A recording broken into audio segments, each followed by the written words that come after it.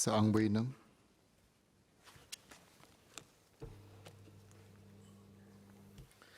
Mr. Speaker, sir, the recent serious terror attacks in Jakarta and Selangor have resulted in serious injuries and death.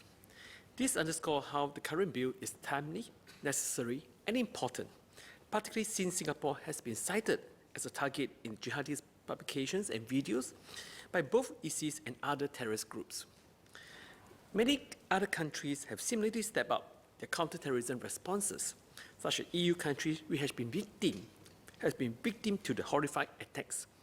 Britain, for instance, under its Investigative Powers Act, is empowered to conduct mass surveillance. While we agree that the police need to have sweeping power under the extraordinary circumstances of a terrorist attack, we also need to have safeguards to provide a sense of balance. Thus, I will approach the bills on two aspects. First, on the special authorization, and next, on the communication stop order. On the special authorization by the Commissioner of Police under the bill, I would like to clarify the following issue with the Minister. A law enforcement officer is defined in Clause 2.1 to mean a police officer, an immigration officer, a narcotics officer, a prison officer, or a civil defense service officer. The class may be expanded by the Minister as cited in explanatory notes. How does the Minister envisage the class to be expanded? The second group of people who can exercise a special power specified in the special authorization under subsection 1C refers to servicemen or SAF personnel, and they do not act on the direction and in aid of the police officer given the authorization. What's the rationale of this? How would the police and the SAF coordinate the operation on the ground? Would it be coordinated by ministers, or by the minister committee, or by the cabinets? The third group who can exercise the special power is made of any civilian, cited as civilian assistant. I noted that the minister has clarified that they can include security guards. And how are the security guards organized during peacetime so that they can better assist the police during the crisis? And fourthly, a police officer can close road under Section 19 of the bill or order a curfew under Section 21 for up to 24 hours, but Commissioner of Police can extend it. For how long can the Commissioner of Police extend it? Are there any safeguards? Lastly, under the scope of the bill, apart from the obvious terrorist attacks where injuries and outright threats to public safety are apparent, it also listed an example of a sit-down demonstration where vehicles or pedestrians may be obstructed but public safety may not be threatened. Why would such incident fall under this bill, which has been enacted specifically for counter-terrorism purpose? Moreover, the police already have the power to deal with sit-down demonstration under the impede of unlawful assembly, for example, as defined in the Penal Code. Next, on the Communication Stop Order, or CSO. CSO's main objective is to deprive terrorists or criminals of information. It will also deny the terrorists the opportunity to broadcast their terrorist act live through the media, like the case of Mumbai attacks in 2008. But the CSO is very blunt. It's a very blunt instrument.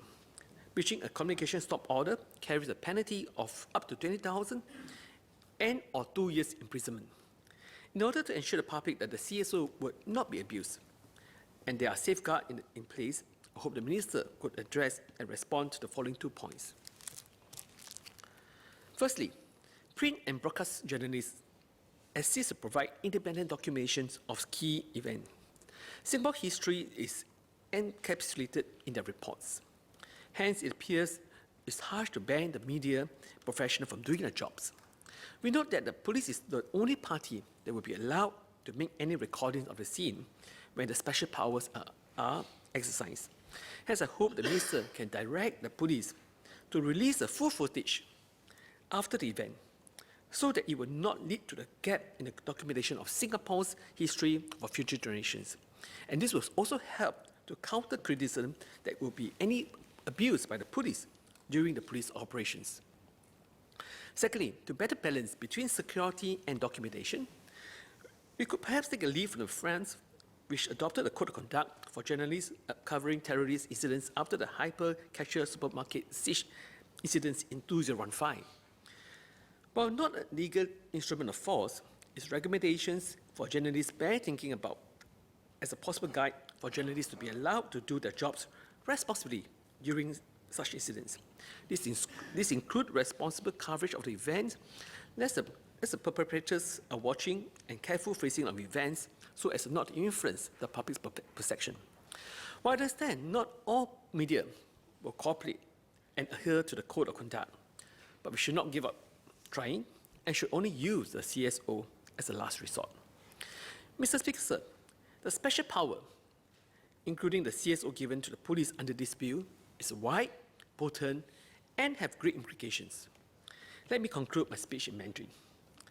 议长先生，公共秩序与安全特权法案给予警察总长非常广泛的权利，所以我希望部长可以阐明以往有哪些恐怖和暴力事件足以让内政部调用其特权，特别是通讯封杀令 （Communication Stop Order）。比如说，假设类似的2013年小印度的暴动事件，或者1991年的新航 SQ117缺失事件，如果再次发生的话，部长是否会动用此法案呢？总的来说，恐怖主义的威胁是不容忽视的，我们必须做好准备。法案如果通过话，我想问部长，几时会叫内政部举行演习，好让警察、部队、各个政府部门能操练此法案给予警察的特权和的用意，并让群体和媒体感受到这广泛特权的影响力。更重要的是，我们要向恐怖分子发出警告，不要轻易来新加坡发起恐怖事件，因为你们将不容易得逞。